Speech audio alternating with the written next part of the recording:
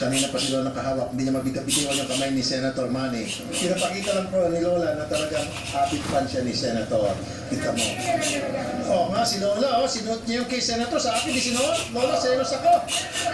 Ay, hindi. Wala pa. Pero kay Senator, suot-suot ni Lola, Pakita mo. Sabi niya, kahit matulog siya, sutot daw niya, kahit maligo siya, sutot pa niya. Oo, sabagay, hindi naman ito mag-pay. Para katulad sa gold ni Lola, hindi mag-pay dyan. So, kahit na matutulog kayo, suot-suot niya Lola. Permi na kung isulong. Permi. Hanggang sa matulog, hindi niya tinatanggal yung baller. Ayun. Nag-ampo ko ninyong duha. Thank you, Lola. Thank you. Okay.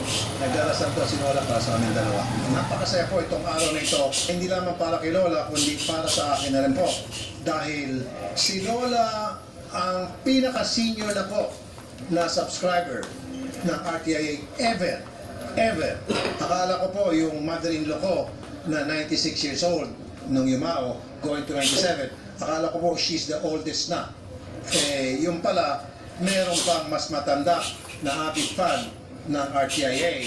I'm really very honored na magkaroon po ng isang pinaka-senior na avid fan at taga Cebu. Ayun, Bisaya. Okay, Lola, paalam na ako, Lola.